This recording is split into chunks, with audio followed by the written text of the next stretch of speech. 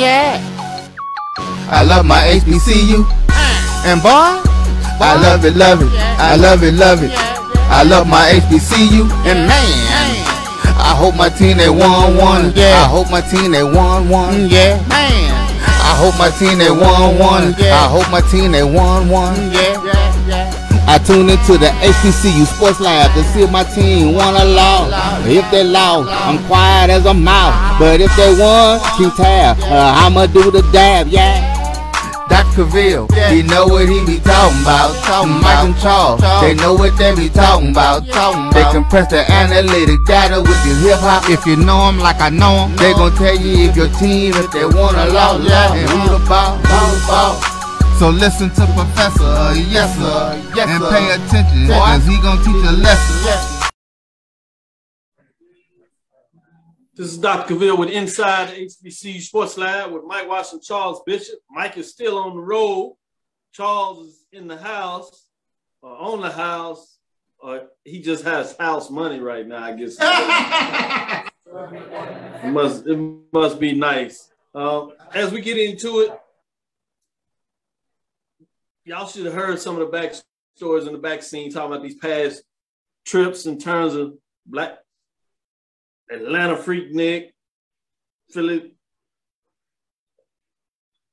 Daytona Beach. Oh my God, these folks here, these stories they telling you just don't know. Well, let me get into it. Welcome to episode 195 of Inside the HBCU Sports Lab radio show and podcast, the show that's covering the sporting HBCU dash for all things HBCU sports institution, large and small, from NAIA to the NCAA. We share institutions and information on the HBCU sports culture, HBCU athletic aesthetics to facilitate the story of HBCU athletic programs and the business of HBCU sports. I'm your host, Dr. Kenyatta Cavil, along with my co-host, Mike Washington and Charles Bishop, filming from our home studios and sending a signal live to KCOH 1230 AM studios with the Texas Radio Hall of Famer, Ralph Cooper, in the beautiful home of Texas Southern University from Houston, Texas. Today's episode of Inside the HBCU Sports Lab is sponsored by THC Agency. THC Agency is a company that provides sporting and educational consulting and data analytics. I see all the lab listeners out here getting it in. G-Boom Holly ready for his road trip to Baton Rouge. Oh, he's trying to make some trouble. I see what's going on here. Here we go. Charles, how you doing today? I'm doing tremendous, Dr. Cavil. Another weekend down. Another great weekend to be a Jackson State Tiger. So. Oh, I guess you planning your trip to Baton Rouge as well. Boy, I tell you. Let me shout out. Hey, Mike, how you doing? Man, I'm doing just great. I made it up to see the Jackson State homecoming. Tremendous atmosphere, tremendous environment. I have to tip my hat off, man. I have to give the love where it is due. They earned it on so many different levels. I'm sure we'll talk about that. I can't talk about it enough. Had a great time. So I'm looking forward to my next, not only HBCU, but tailgating experiences coming up. Man, let me shout out to some of these milestone followers. Jerome G. Shudden. We got anniversary followers on here. Chuck Hunt. None other than Lonnie Shaw. The Aggies is in the lab. Go ahead, big time Aggies. G-Boom Holly is an anniversary for Fred Witt with the Winston-Salem State HBCU Heritage Center. We must tell our own stories. That's right. Dwight Moore as a top fan, number one man. Oh my goodness, they fans big time. Ricky Burden in here. William E. Davis, strike again. I see Don Johnson, Lonnie Shaw, as we said. Man, let's get in here and get into it. Let me drop it with Charles Bishop, and then I'm going to go to Mike to see what some of the news of the day is going on right now.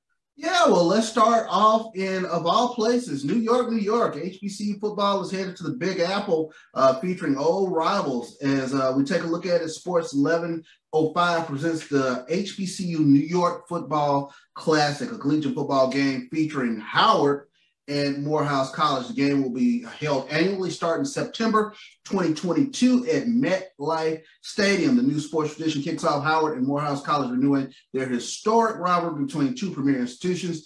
Rich in heritage and tradition on and off the field. The inaugural game is on September 17th, 2022. It'll be a 3 p.m. kick, Dr. Cavil. I like it, man. That is big time. I'm not going to lie. You get to go to New York, play a football game. Young men, that's pretty big time. As we'll get in that, we do have a matchup. Ricky Burton says PVSU game is huge this weekend. Game of the week. What they say? Do you think? Yes. Not even an understatement. We talking about a couple of data points. Yeah, you ain't lying. How you doing, Mike? What's going on? Oh man, it's all good. I mentioned Jackson State, so we normally start off with the weekly honors, but I couldn't overlook the fact that Jackson State makes a big leap in the FCS poll. They went from number 25 to number 20, not only with their sold out crowd of more than 53,000. Yes, June Holly, it was an actual 53,500 fans in the stadium. All right, I can't say it enough. I was there. But with its 28-7 win over Alabama State, they made a leap in the American Football Coaches Association poll. So I got that tweet across. Also, HBCU Game Day carried it on their website as well as HBCU Sports. It was on a couple of Twitter sites as well. That big leap, 5 points in the poll. So hats off to JSU, not only on jumping up in the polls, but the performance, but a terrific homecoming weekend. Yeah, I agree with you. That's big time. He stole it from you, Charles. He wanted to get that out pretty fast. He's pretty excited about Jackson State too right now. It was an epic weekend. You know, you had the 50th anniversary of the Sonic Boom and the J-Sets, and you brought back the J-Sets from the early years. And it was a tremendous weekend, and I was glad Mike was there to experience it all, and he could provide it to G-Boom Holly with all that hate. So definitely. Yeah, man, y'all give a good shout out to G-Boom Holly. Even my son Deuce got into it. He's watching it and put on. He say, "See, it says alumni." Tell him, Mom, this alumni. I was like, man, change the channel. And just so you know, I'm not biased. We have a residential expert on 1876 sports and culture, Shanetta Haskell. That halftime show had to have been one of the best halftime shows I've ever seen. Hands down. I don't know if you choreographed it. I don't know who produced it, but that halftime show was par excellence. Game day experience. So I know PB, we got to get together, brother. I'm kind of looking at PB like Dr. Lee, what's up? Oh man, Roderick's in here. He's messing with the titles. Should the titles read Dean Kenyatta Cavil, Professor Mike, and Professor Charles? That's right. Tell him. With that, Charles, what news do you have of the day? What's going on with you? Yeah, let's shift gears a little bit as the basketball preseason poll came out today, and Texas Southern is predicted to finish first in the SWAC men's basketball standing. So let's go to that. Texas Southern, under direction fourth-year head coach Johnny Jones, has been selected to finish first in 2021-2022 SWAC men's basketball preseason poll. The preseason poll was voted upon by league head coaches and sports information director. So we'll take a look at this poll, and we'll go from 12 to 1. Mississippi Valley comes in at 12, UAPB 11, Bethune-Cookman 10, Alabama A&M 9, Bama State 8, Alcorn 7, Florida A&M comes in at 6, Southern at 5, Grambling at 4, Jackson State at 3, Prairie View at number 2, and Texas Southern was voted number 1. Where was FAMU? FAMU was number 6. Where's Bethune-Cookman? Bethune-Cookman is number 10. Ooh, on the men's side, boy, they taking it hard. Where did you say Jackson State was? Number 3. Oh, yeah, the top 3 finishers last year are right back at it. Makes some sense there. I can see it. They are loaded in a lot of ways. A lot of people coming back, a lot of newcomers. Should be interesting basketball. It's hard to believe it's already time to get some basketball in there. As you talk about that Thursday, MEAC has their media day for their basketball coaches. So it is time to see the hardwood start to bounce on. The ball start to bounce on the hardwood, they say. Let me go back to you, Mike. What are some other things that you hear going around in terms of the HBCU scene that you want to share?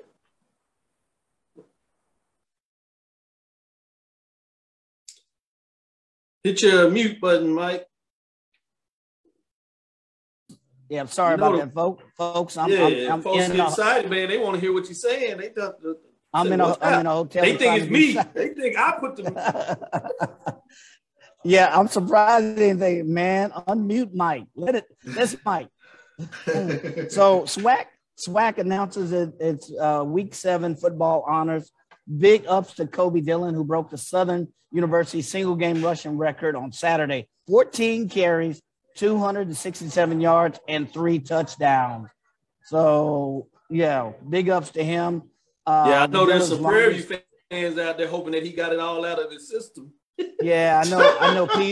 PV is like, yeah, we need to keep an eye on that. So his longest run of the day came during the opening drive in the third quarter when he went up the middle for a 75-yard touchdown. So also defensive recognition.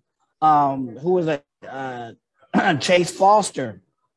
Chase led the Jaguars defense with 3 interceptions for 36 yards, 4 tackles. His performance also broke Southern's single-game interception record. Luke Jackson, along with Jackson State's, along with Jackson State's Keith Corbin III.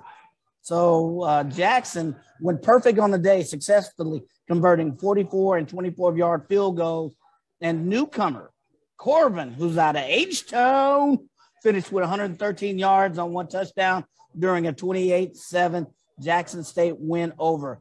And I will say, this kid Corbin is a beast. Get him the ball if you're Jackson State. So those are your weekly honors for the SWAC. Nice job. When you say that, it's going to be interesting to see what goes on this weekend with those type of numbers out there. Charles, what do you have update? Yeah, well, let's take a look at the MEAC honors. We got the SWAC in. South Carolina State quarterback Corey Fields. He was named the MEAC Offensive Player of the Week. You also had South Carolina State defensive lineman Patrick Godbolt. He was the Defensive Player of the Week. Norfolk State's Kobe Bird was the Offensive Lineman of the Week. And the Specialist of the Week was Zafir Kelly, also from South Carolina State. Let's take a look at Corey Fields from South Carolina State. He threw for 258 yards and 3 touchdowns. And the Bulldogs 37-14 homecoming win over Morgan State, including a big 54-yard strike to Shaq Davis. You also had Godbolt, 6'3", 235 from Blackwood, South Carolina, racked up 3 tackles for a loss, 2 quarterback hurries against Morgan State, while also forcing and recovering a fumble. And then our specialist, Kelly, he returned a blocked field goal, 90 yards for a touchdown in the second quarter of the Bulldogs win over Morgan State. So those were your specialists and your offensive and defensive players of the week in the MEAC. Man, with some of these Texas kids coming out over the last couple of weeks, I'm going to have to bring back my Big Ben helmet sticker. Players getting it done. Shout out to Big Ben. You know how we do it. Yeah, got his picture back there. 1920s, toting the rock. Big Ben, senior. With that being said, let me ask you just your general thoughts in terms of what's been going on in the landscape, all these homecomings. And I would be remiss if I didn't say condolences to multiple schools with individuals getting shot that are attached to the schools in different ways, Jackson State, Grambling, and then even hearing some other institutions outside of that that I have not really confirmed and dig into it. But condolences to the institutions, the families. And so we got to find a way to do better. Shout out to Coach Prime, getting a chance to put a light on it. It seems maybe awkward in some ways, but it's certainly most appropriate in any time that you can at least try to make a difference in that as we just continue to see tragedy at an alarming rate. Senseless violence to our neighborhoods and different things of that nature. Really sad. What do you want to add there, Charles? Yeah, I mean, the proliferation of senseless violence. I mean, you had several incidents at, 3 or 4 different schools this past weekend. It was sad to see. Really sad to see. And I was in the post-game press conference where Coach Prime led off the press conference talking about the need to stop the violence. And it was appropriate, to be very honest with you. I didn't recognize it at the time, but, later on that night, as you started hearing about some of the things that happened, it actually was quite an appropriate start to the post-game press conference. No doubt about it. We'll come back and we'll get on a brighter note, but certainly wanted to share that before we got too far in the show. Let's take our first break. As we come back, we'll get into the poll rankings, see if there are any changes. Getting into some of these matchups, second half of the show, we will get into that Prairie Southern matchup. It's a top 10 matchup. We'll have some other mid-major top 10 matchups too. Another big weekend. It just seems like it just keeps trugging along. And every time we think we might get a break, we get another big matchup. We're shifting, it seems, from a lot of action in the Eastern Division of the SWAC. Now we're slowly shifting over to some big action in the Western Division of the SWAC. So we'll see what that looks like. We'll be right back after this quick break into the first quarter. Dr. CAVIL'S Inside the HBCU Sports Lab with Mike Washington and Charles Bishop. Bounty versus the old family dish towel. Drying with a fresh sheet of Bounty leaves your hands cleaner than a used dish towel that can carry and redistribute food residue. So ditch the dish towel for better hand hygiene. Bounty, the quicker picker-upper. Let's get back to strolling instead of scrolling. Before we can safely come together, we need the facts on COVID-19 vaccines. Visit getvaccineanswers.org so you can make an informed decision for yourself and for your family.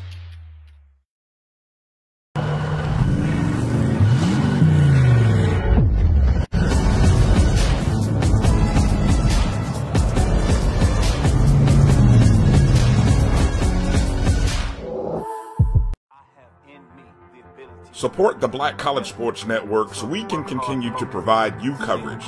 Go to myjbn.com/support and be a part of the Black College Sports Network. This is Dr. Bill with Inside the HBCU Sports Lab with Mike Washington, Charles Bishop. Shout out to Lonnie Shaw. I guess he wanted to go ahead and get that ugly monkey off the back. I thought that Aggies didn't want to talk about it. I was going to leave him alone, but he puts it out there. You know the Aggies lost against number 16 ranked Kenyatta State, but we good.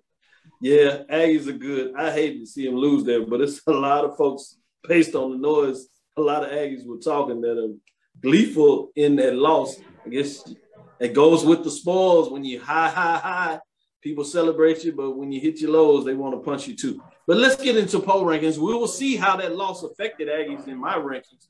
In terms of the power poll rankings, we'll see what that means. But let's start with the mid-majors, show them some love as we get into this a little bit.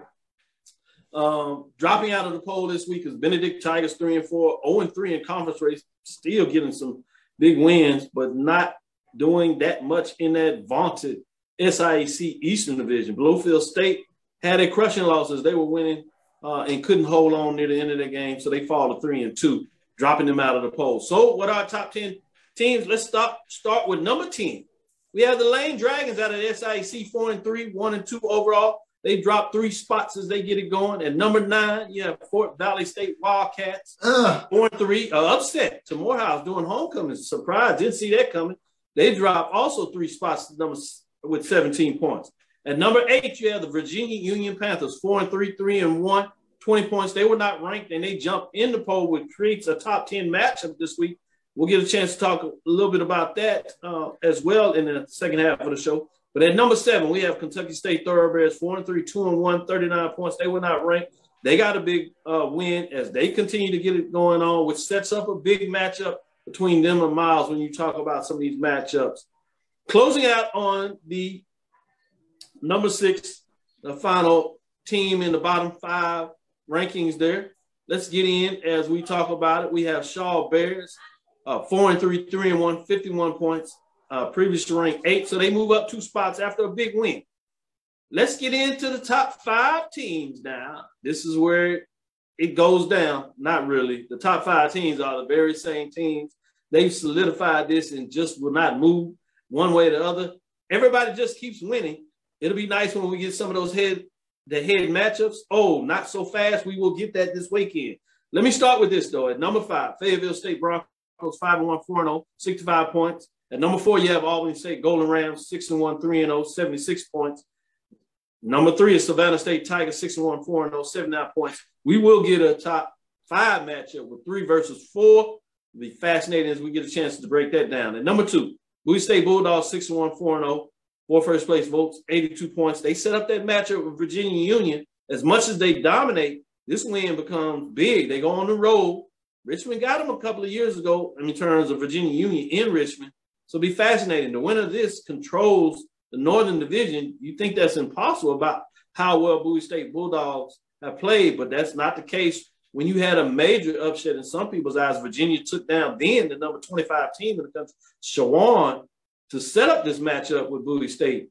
But number one, Langston Lions get it done, big win as they took on a formidable foe, 6-0, 5-0, 6 first place votes, 93 points. That does it for the mid-major ranking. Let me go to you, Charles. What do you thoughts on the mid-major football poll rankings for Dr. Cavil? The one score that jumped out all weekend for me was Morehouse coming in 1-5 and whooping Fort Valley 50. They got a 50-piece point on. I mean, Fort Valley hadn't given up a 100-yard rusher all season, and Morehouse comes in and rushes for over 200 yards. That score just jumped out at me. So, yeah, I almost kicked them all the way out the rankings on that when you get a 50-piece. And, you know, anytime folks bring out hot mustard and sweet and sour on you, that ain't what you want. So yeah, that was big. And then shout out to Lincoln, Lincoln of Pennsylvania. They got their first win since 2018, win over Elizabeth City State. So great call. Yeah, they dropped pretty far, but I can see how some people want to drop them out. But not a lot of teams getting that action. You got Miles College doing their thing, looking at they're going to take that next step. They're sneaking in the bottom down there a little bit. Tuskegee is trying to find a way to reel ahead. Morehouse, you know, they won 2 straight, but it'll be interesting. Getting a couple of more, you might see some things change. We'll see how that goes. 6th straight week for Langston Lions. Mike, let me go to you and see your thoughts on the top 10 poll ranking and HBCU HUDDLE report. Yeah, my jaw dropped at that Morehouse score. I was like, 50 points? Yeah. Like that? I was like, 50? Man, good Lord. Didn't see that. I think they running back, still running. Seriously. So, no, nothing wrong with your poll. I think Langston's win, they solidified it. They beat a tough team. We said that was going to be the tough team on their schedule. I've been critical saying they had some, I don't want to say powder puffs, but they had some victories they should have had. This past weekend, they did the thing, and they did it convincingly, so I have no issue with that. I do think Savannah State is probably, arguably, you could argue that they're number one, but other than that, no issues with the poll. No, good deal. Let's get into this mid-major. Before we do this, though, shout out to Alan Malone. He says he's here. He also has his basketball season here yet with a laugh. Not going his way football season, but I certainly understand. They did have the poll rankings, as we talked about earlier, in terms of predicted order for the SWAC. It'll be interesting to see how that all shakes up. It is king to be in Texas with basketball. It's hard to believe when you think about the football played around here, but hey, basketball is getting it done. You've always seen that at Texas Southern University, but over the last decade, Prairie View has gotten in the mix. And precisely. You know, at Texas two-steps, boy, it's a heck of a road trip now. And then just when you thought you could shake it out of Mississippi about all that basketball team, they put their heads in the mix too as top 3 teams in there. So it'll be fascinating to see what it is. They play football in Florida, but we're questioning what they're going to do on the hardwood in basketball. See what's going on here. Picked on the lower side in the middle and lower part of the SWAC. We're going to introduce them some good basketball over here to be fascinating to see as the Texas schools actually go to the road trip to Florida and not to return. But let's get back into the poll rankings, HBCU HUDDLE report. Top 10 rankings dropping out this week. One team, Delaware State Hornets, 3-3. They did not play, but they have a chance to make a big statement this week. We'll see what that looks like. But at number 10, Alabama A&M, they dropped 2 spots at number 10, 3-3, 1-3. Had a intriguing matchup with FAMU. Had the game. They thought they did, not to be as FAMU. Got it done coming from behind. At number 9, Alabama State Hornets, 3-3, 2-2, 21 points. They dropped 2 spots.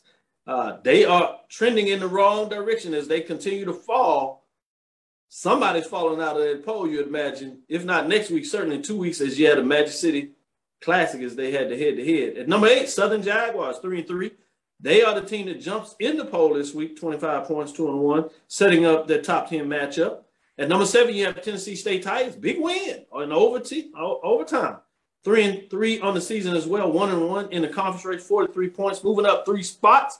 At number 6, finishing out the bottom 5 teams is number 6, North Carolina A&T State Aggies, 3-3, 2-1. They only fall 1 spot, 54 points on the season. We'll see what that looks like. Let's get into the top 5 teams in the poll ranking. Alcorn State Braves, 4-2, 3-0. Quietly, if there's such a thing. They found their way in the top 5. They just continue to win after that opening season loss to North Carolina Central. Central has gone in the other direction, but Alcorn State, I should say, the Braves continue to win, and they're setting up some big matchups in the second half of the Western Division. We'll see what that looks like in a couple of weeks. At number 4, Norfolk State Spartans, 4-2, 70 points after a big win in their homecoming. Wasn't enough in terms of attendance for old Coach Odom. At number 3, Florida A&M Rattlers, 4-2, 3-1, 95 points. He said, I've been in some places where they appreciate football a little bit to get in the stands. I'm thinking, you got a homecoming with 50,000 in there, and then you got over there, he mad because they get 12,000. What is that? Come on, Coach. Don't do them like that. At number 3, FAMU, Florida A&M Rattlers, 4-2, 3-1, 95 points. Remain at number 3. They just continue to win. Big comeback win for them to get it done as they see if they can find a way to get up the polls and make an argument for an at-large bid to the playoffs if Jackson State continues to win. They still seeing what's going to go on in the East Division. Has Jackson State wrapped it up? We shall see. They still got a couple of rivals out there with Southern and Alcorn. At number 2, Prairie View A&M Panthers, 5-1, 4-0, 4 first-place votes, 108 points. They set up that matchup, number 8 versus number 2. So Southern has the number 2 team coming into the house for homecoming. Should be fascinating. At number 1, you have Jackson State Tigers, 5-1, 3-0, 9 first-place votes. So they added a first-place vote after that big win, 115 points, remaining number 1. I'm going to start with Mike this time. What are your thoughts in terms of the major division, as Jackson State is number 1 for the 3rd straight week after they have landed in that spot? Mike, what are your thoughts? Nothing but 2 things. Alcorn State is slowly creeping up. They're that quiet assassin. At the beginning of the year, when they lost, I said they will get it together. And they are getting it together slowly but surely. Now they are setting up some matchups, but you could tell they were just rusty. Could tell they hadn't practiced. Now they got the stuff under their belt, so we'll see. And then that number 2, that matchup at Southern is going to be very, very interesting. So we'll see. But the poll looks good. No issues whatsoever. The only thing is, remember at the beginning of the season, you asked who were the best 3 teams in the East? Who were the best 3 teams in the West? We're mid-year, past mid-year. How does that shake up based on what you asked initially, Dr. Cavil? I was looking at that. Mm-hmm. I'm going to follow up. I'm going to let Charles talk about the poll, and then we'll take a break, and we'll come back a little bit before we get into some of the matchups, because I think that's a great question. We'll put a pin in it. I want to hear both of your thoughts in terms of the top 3 teams in each division, how it may have changed, and which division you're looking at is the toughest. And that should be fascinating dialogue, because I can see an argument maybe the toughest 2 teams are in the East, but the top 3 teams in the West are overall a stronger competition than one and the other. So I want to see what direction you go. But Charles, first, go ahead and tell us about this top 10 poll. What are your thoughts? I know you continue to smile as your Tigers are number 1 for the 3rd straight week.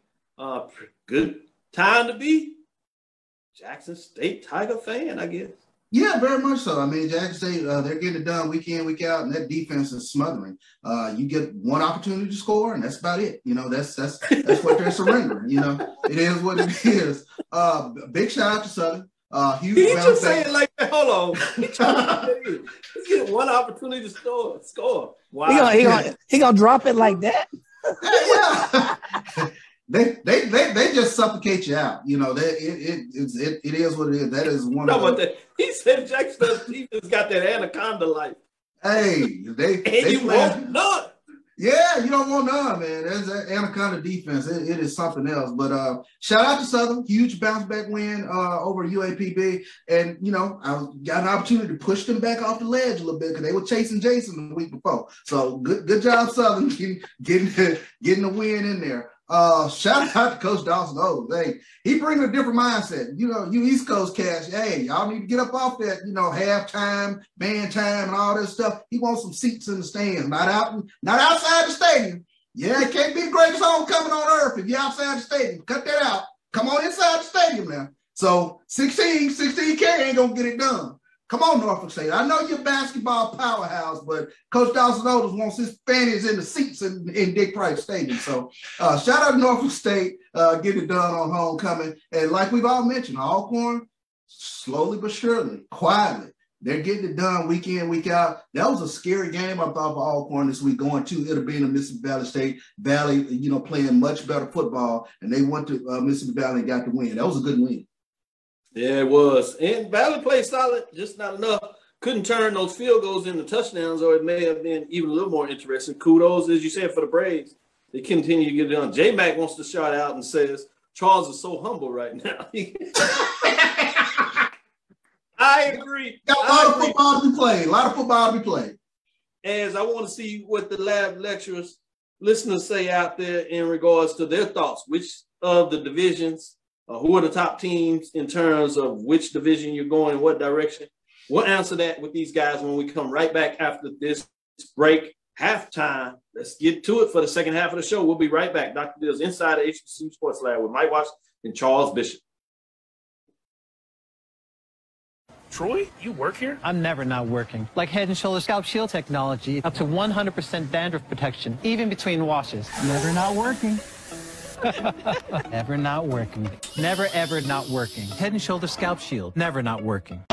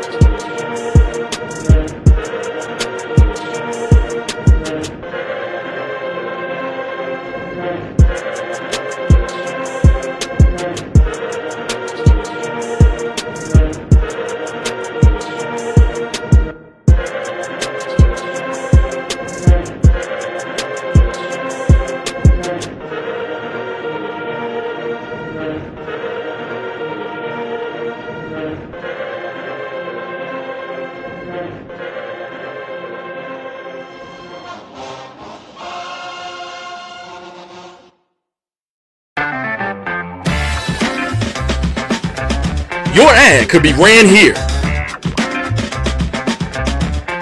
MyJBN.com/support. MyJBN.com/support for more information. Before we get in these two top 10 matchups in the mid-major, one in the CIAA, the other in the SIAC, great matchups, so I do want to get into this. But I do want, as you tease that out a little bit, Mike, and I'm going to ask you, what are your thoughts in terms of the question that you asked? Where you see the toughest side of the divisions right now in the SWAC? So I think the two toughest teams, I think, as you mentioned, are in the East, with FAM and Jackson State as evidence that you got the two best defenses in the SWAC. But we started out, my picks were, we said in the West that you could have four teams, arguably. Well, one of those teams has fallen out. That's UAPB. They've kind of fallen off. I saw some chat saying they done cashed it in or something. But now the team that's at the top in the West, at least right now, is PV. And I don't think anybody had PV, at least at the top up to this point mid-season. They still got. Hold on. I got to get this out. The producer back there, AD Drew, he did say it. AD Drew. Yes, you did. And it's on record. There was a quarterback. Nobody else, right?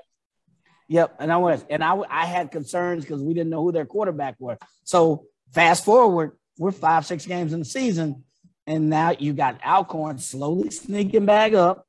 You got PV sitting at the number 1 slot, and you got Southern. So it looks a little bit different, at least for me, than we came in. And then in the East, everybody was saying, "Oh, A&M, they the champs till they knocked out." Well, guess what? Champ got knocked out. So 2 weeks in a row. 2 weeks in a row, they done took the shot. So, you know, it looks a little bit different. Same couple of teams, but the complexion is a little bit different because we know a little bit more. We got a few more data points. No doubt, them data points keep coming. And what happens when you get those data points? Charles, what are your thoughts on this dialogue here? My, oh my, how things change in but a few months. I mean, when we was in the spring, Alabama A&M and UAPB were on top of the world, and now we won't be able to find them come November. They will be playing spoiler during the month of November. So when you take a look at it, I definitely think I can agree with Mike that I think the top two teams are in the East because of the defenses. Florida A&M and Jackson State's defenses are tremendous, but I'm not going to sell Prairie View's defense short either. I got an opportunity to see them up close. They are fast and physical, and oh my gosh, what a battle royale it's going to be with Southern, Prairie View, and Alcorn over the next few weeks. I mean, it's going to be tremendous. You get that first data point this weekend. Homecoming, Prairie View, Southern. Oh man, that's going to pack out the place. It should be an easy 25,000 in A.W. Mumford this weekend. So I'm definitely looking forward to that. But yeah, I think whenever you got Alcorn and Southern, you know, Southern has to exercise those demons as well. So there's going to be some fascinating football over the next few weeks. Especially, I think a lot of eyes will be over in that SWAC West. But it's just a lot of football to be played. It's a lot of football to be played, Dr. Bill. Man, I got to get these. We get into this matchup, man. These folks out here having a good time. I love the Lonnie Shaw gets in here. Good job, JSU, for attendance at the home. Got to throw the little jab. Did they check COVID vaccine cards? Had to show. You know, Lonnie. State no. This is Mississippi. They show no vaccine cards. Y'all get it how you live. Hopefully they vaccinated, but they not showing no cards. Tempo. Regardless of the point. At this time, they were trying to get 50,000+ people in. Let me go to the Ricky Burton. He found a way to jab Southern. He said, "Oh, L, Alcorn L, Jack State L, FAMU L, Grand messing with you, Southern." Wow. He said he came with the game. Coming out here. Woo. Well, let's get into it. We didn't tease enough. Richmond, Virginia. Hovey Field, CIAA Saturday, October 23rd. High noon kickoff. Number 2, Bowie State Bulldogs 6-1-4-0. At number 8, Virginia Union Panthers 4-3, 3-1. It's interesting how these top seeds this week in a lot of the poll rankings are on the road. You'll see that refrain, and it's going to be interesting to see what does that look like. Can the top seed go on the road and get it done as you look at it? Because the next one you have number 3, Savannah State Tigers 6-1-4-0, as they are at number 4. Now this is a lot closer. But Albany State Golden Rams 6-1, 3-0. Some people may think Albany State should be ranked higher, but time of the year and things of that nature. But it is what it is. Let me start with you, Charles. Start with the Bowie State, Virginia Union, CIAA matchup in the Northern Division. Let me know your thoughts on this. Man, that's going to be a tremendous matchup. Bowie State on the road at Virginia Union, but I just have seen Bowie State enough now to where these big matchups don't bother them whatsoever. I mean, they continue to do what they do week in, week out. And until someone can stop that potent offense with Bowie State and, you know, and you buttress that with timely defense, I just think they're too tough a team to beat right now. Bowie State, I will give them the W on this. Yeah, shout out to Karen Griffin. October college football chess game is getting intense. Yes, it is. Yeah, very, very good point, Karen. Very good point. Mike, what are your thoughts in terms of this top 10 matchup in the CIAA country Northern Division? Yeah, I got to go with Bowie State. But just from the history, they're scoring 33 points a game. They're also number 3 in the conference in defense. So their defense is starting to step up. I think they have a history. If you look at the last 3 or 4 years, CB is right. They don't back down from challenges. They're pretty good on the center stage. So I see Bowie State coming away with this. Yeah, boy, you're talking about a major upset. We'll see Virginia Union Panthers say, all right, we like this. Y'all think we playing? All right, we showed you what we did with Shawan. With that being said, let me go over here and stick with you, Mike, as I give a shout out to Belinda Johnson, talking about fun season, no doubt about it. You have number 3 Savannah State at number 4, Albany State, as we talked about earlier in the SIC. We're going to the East. Going to the East, my friend. Mike, what are your thoughts in terms of this SIC mid-major division game of the week? Boy, top 10 matchups. Ooh, man. This is a tough one because I believe Savannah State's on the road, correct? If I'm not, my computer's they're on the road. So they on the road. Yep. Like I said, if you got the lower seeds actually traveling on the road, you'll see that refrain. We see that in the major division where we'll get into Prairie View, the higher seed going on the road as well. So. Yeah. So normally if this was in Savannah, I think I would edge Savannah, but I think this is one where, I think that this is right for an Albany State victory.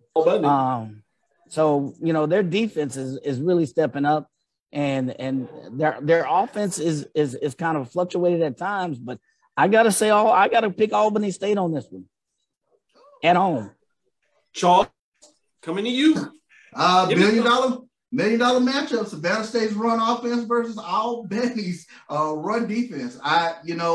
And this is a tough one, but I got to go with the home team and the home cooking on this one. I like when you're playing at home and you get the crowd into it. And when that 12th man kicks in, that could be the difference in the game. So I'll go with Albany on this one. With that, take our last break as we get in the fourth quarter. We're getting the major division matchups. I'll tell you now. We're going to talk about when we come back. First, we'll go to MEAC. MEAC is full slate of games this weekend. We have number 4, Norfolk State Spartans, as they go on the road to an unranked Howard Bison. We'll talk about that matchup in the MEAC in Washington, D.C. And then we go to the game that everybody wants to talk about this week. Top matchup at the major division is in the SWAC. Number 2, Prairie View and the Panthers going into number 8, Southern Jaguars. It is homecoming. Both of these are homecoming matches. Between Howard University celebrating their homecoming as well as Southern. Stick with us. We'll be right back after this break to give you a breakdown on all things MEAC and SWAC. Dr. Cavil's inside the HBCU Sports Lab. Stick with us. We'll be right back after a quick break.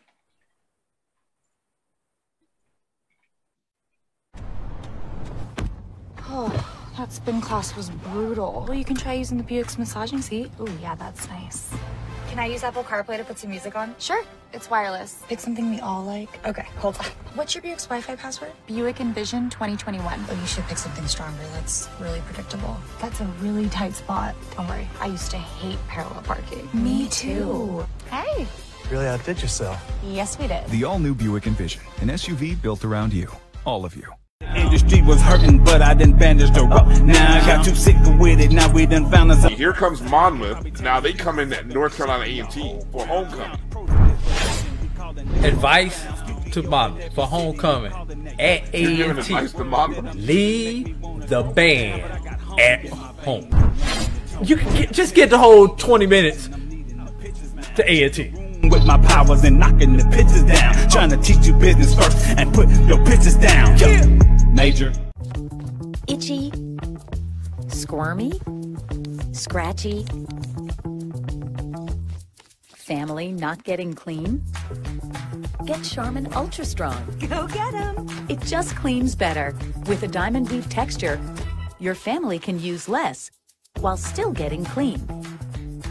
Goodbye, itchy squirm. Hello, cream bottom. We all go. Why not enjoy the go with Charmin? From novice to aficionado, find yourself here. High quality cigars plus personal customer service. Slow Burn is Waco's only mobile cigar lounge, featuring a meticulous, curated collection of premium cigars.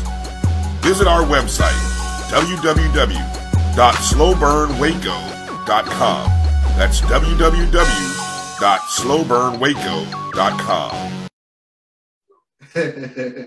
This is Dr. Bill inside the HBCU Lab. Man, these folks doing these breaks, they cut up on you. Mike talking about me doing. Shout out to the real Dean. Dean Brown Burton says, "What's up, Dr. Bill? Glad to see you. Joe. Much love. Shout out to you." Michael D. Jones.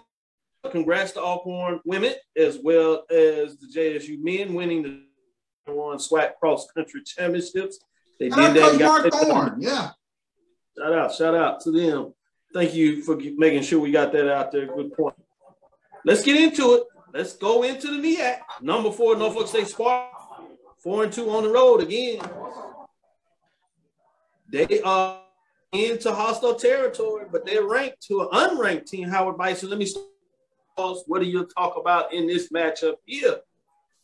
I think Dawson Odoms has brought his brand of football to the MEAC. I think when you have a quarterback such as Pooty, it's going to be tough. I really like Norfolk State going forward. I think everybody in the MEAC, that matchup going forward is going to be Norfolk State versus South Carolina State. I expect Norfolk to go in and get the win at Howard. Mike? Yeah, to me, is no. I'd be surprised if Norfolk State wins this game. So Coach Odom's going to have them ready. Oh, by the way, Norfolk State, number 1 in scoring offense, 34 points a game. Howard, 18.5 points per game. Scoring defense, Norfolk State's like number 3. Total offense, Norfolk State's number 1. Total defense, Norfolk State's number 1 or number 2. Rushing offense, Norfolk State, you get the hint. You get the picture. Enough data points say that Norfolk State is going to come victorious unless they have a colossal mess up against Howard. I like Howard. I like Howard's coaching program. I wouldn't be surprised than what people think. I do agree that Norfolk State Spartans will get it done, but a little closer matchup than many things. Shout out to Willie Alex Hines. Good evening. Just got finished running those errands. We know it. CIAA invading the lab once again. Appreciate you. Let me stick with you, Charles, as you talk about this top 10 match. Prairie View A&M Panthers, 5-1-4-0 at number 8. Southern Jaguars, 3-3, 2-1. Both teams playing well in terms of Prairie View. Also, late Southern Jaguars made a big statement. They are at home, and it really has given Prairie View problems over the years. So a lot of people thinking same old Prairie View. Anything different to you this year, Charles? Well, when I last took a look at this Southern defense, when it went up against a quarterback in Andrew Body, and Andrew Body carved him up with Texas Southern. The Southern pass defense concerns me. And now you got Juwan Pass coming in this weekend, the bevy of receivers, and Damian Brooks coming out of the backfield. That Prairie View offense can be very, very scary.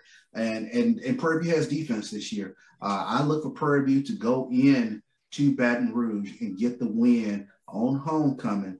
Southern's defense, they're number 7 in the league, and I think those deficiencies will get shown this weekend.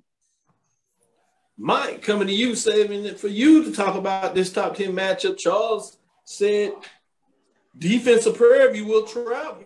What are your thoughts in terms of this matchup? Yeah, I think this is that big horse for Coach Dooley. You know, if you look at him, this is that big one for him to finally get over that hump with Southern. But if you look at it, I agree with Charles. You know, if you talked about defense in Jackson State and Florida A&M or FAMU 1 and 2. Guess who's number 3? Prairie View. Defense travels. And then if you look at where Southern is, total defense, CB alluded to it. They're like number 6 or 7. And then if you look at where they are against passing, they're somewhere at number 6 or 7. Guess what Prairie View has? A good passing attack. So they seem to struggle against good, versatile quarterbacks. So I give Prairie View the slight edge on the road. However, you can't, that Southern hostile crowd has to be a factor. But I think this is the one where Prairie View finally gets over the hump. I think that win at Bethune woke them up a little bit. They're going to shake off the kinks. You talk to Coach Dooley. I think he's ready. He's getting his team geared up. We talked to Trayshawn Smith. I think the team has it in focus. So I think this is the one that they finally get over that hump in Southern. Is that a nighttime kickoff in Baton Rouge? Or they moved it to 6 o'clock.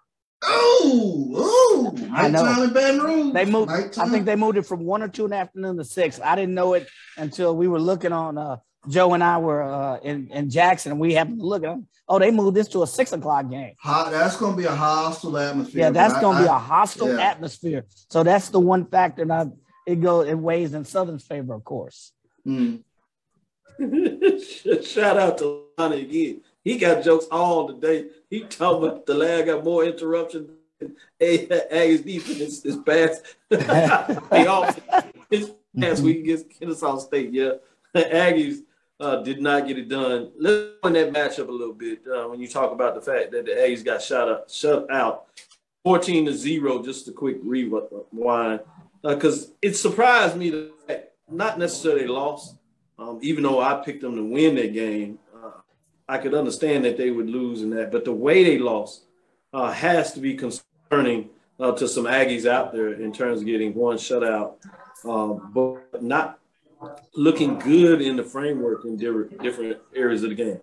I'll stick with you, Mike. Tell me your thoughts in terms of that past game between Aggies and, if you would, Kennesaw State, a top 20 team. Yeah, I guess I want to say I had picked Kennesaw State to add it up. I didn't think North Carolina A&T would do. I think they went scoreless, I believe, right? They didn't put any points on the board. Yeah, they didn't put any points on the board, which was surprising to me. The Aggies have a pretty good offense. I thought they'd at least muster up some points on the board, but unfortunately, none. But I'm not surprising that they lost. Kennesaw State is a top 20 team. They've been in the top 2 or 3 in the Big South for the past couple of years, I believe, or at least 2 of the last 3 that I can see. So I'm not surprised about the loss, just the fact that they couldn't put any points on the board. With that, let me go to you, Charles. Everybody says they want to the Jackson State Tigers. Do they really want that right now? What were your thoughts in terms of that matchup? Just outside Atlanta. If I'm not mistaken, I think A&T did drop a couple passes in the end zone. But again, you're playing a tremendous program in Kennesaw State. I did not see a shutout coming. I thought it was going to be a good game that could go either way, but definitely not a shutout. But, it is what it is. I think, A&T will bounce back in Big South competition this upcoming week. But that was a tough loss to Kennesaw State. And it was one of those data point losses that I think a lot of A&T fans were really looking at to, see if this team has arrived, if you will, in the Big South. So tough loss. Yeah, you talk about, and they also had a 4th down that was interesting to me. And when people bring you to the league, not that you like it this way, they had a 4th down where they looked like they got it. Oftentimes it was so close they just eyeball it. Like first down. Man, they brought out the chains. It was just short. They were like, nah, yeah. Then the next series, similar type of play was, they looked at it, eyeballed it, be like, yeah, first down. Yeah, I know. Woo! Got it. Welcome to the Big South. Welcome. Wow. Now, where it really gets good this weekend is they go on the road to Hampton. Another HBCU rival in terms of. But obviously, this is a game they believe they're going to bounce back and get it done. Yeah. Talking about really similar when you're talking about Southern getting off the edge. You want some Aggies on, let them find a way and they lose the Hampton Pirates. It will get really crazy after really fast. But with that being said, let's get back into it. We'll drop in a little more Thursday as we get into some of our independent matchups, our classic, which will actually games, and we'll take a deeper dive and ask for you all to actually give you going to win this weekend. Tune in and see us again on Thursday, listening to Inside the HBCU Sports Lab. Make sure you share our podcast with your colleagues. I am Dr. Kenyatta Cavil, the Dean of HBCU Sports, coming from Inside the Lab, HBCU Sports with Mike Washington, Charles Bishop. I hope you enjoyed the show. Again, we want to thank Dr. Cavil's Inside the HBCU Sports Lab with Mike Washington, Charles Bishop every Tuesday at 6 o'clock, as well as Sunday at 9 as we break down the week that was. Forward to next week as we discuss the latest news in the lab, meaning next Thursday. Follow me, Dr. Kenyatta Cavil, on Twitter, Facebook, Instagram. That's DrKenyaCavil. Inside the HBCU Sports Lab 1 on Facebook and YouTube. Inside the HBCU Sports Lab, on Inside the HBCU Sports Lab 1, that's Twitter. Dream big and continue. We will talk with you soon. Charles? Of course. Lecture. Dismissed.